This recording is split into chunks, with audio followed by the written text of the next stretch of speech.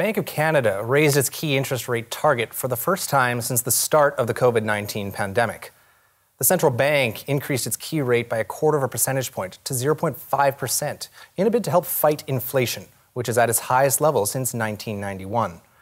The rate was cut to 0.25% in March of 2020 in order to help the economy amid the pandemic. But since then, the economy has rebounded, growing 6.7% in the fourth quarter of last year alone. Inflation, however, has also jumped to an annual rate of 5.1% in January. The Bank of Canada now says it expects inflation to be higher in the near term than it previously thought. Well, with us to discuss the interest rate, inflation, and what all of it means to Canadians is Tony Clement, the host of Boom and Bust. Tony, welcome to the show. Nice to be here. Well, thank you. Let's jump right into it. What does this new inflation rate mean, or interest rate mean? Yeah, I think it's obviously a reaction to the inflation rate. And clearly the Bank of Canada, which had been signaling that at some point they had to move on interest rates when you're faced with an inflation rate that is high or getting higher, then at some point you do have to increase interest rates to dampen down the inflation. So that's what they've done. Obviously the markets have reacted positively to that. But what it does mean ultimately over the longer term is what's more interesting to Canadian consumers. Does it mean higher mortgage rates? Does it mean that the cost of food and other necessities increase? That's what people are going to be watching.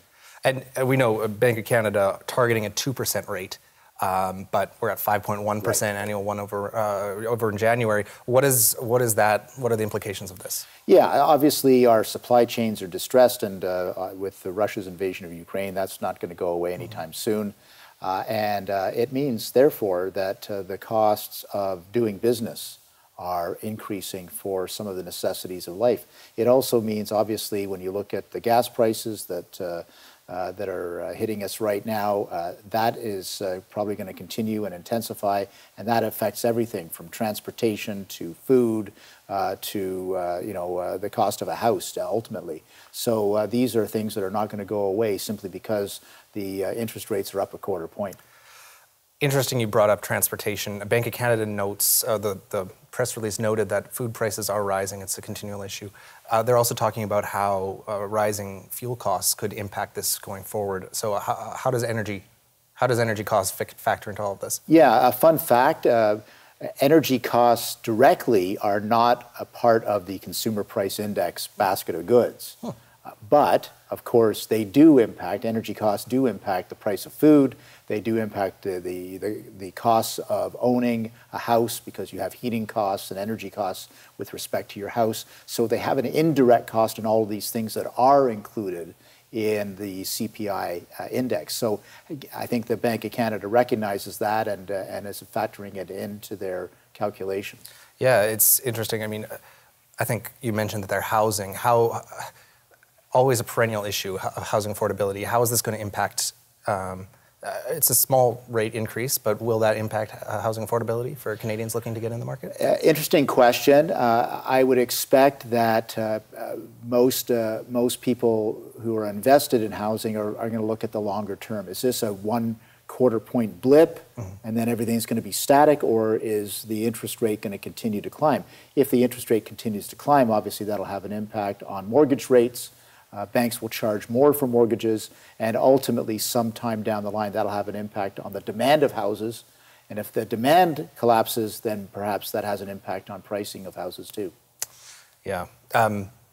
Going back, taking a bigger step, obviously the Ukraine, being invaded by Russia, it's one of the bigger issues of the day. How do you see this impacting the global markets in general, the economy of our global economy? Right. And so, important question. Clearly, the biggest impact so far is on oil and gas.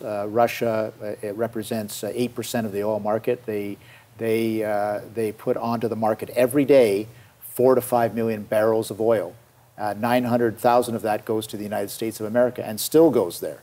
So if that is somehow constricted by sanctions in the future, hasn't happened yet, that'll have an impact on the cost of oil, and because there's only so much oil being produced, and therefore they have to get it from somewhere. If they can't get it from somewhere, the price is going to go up.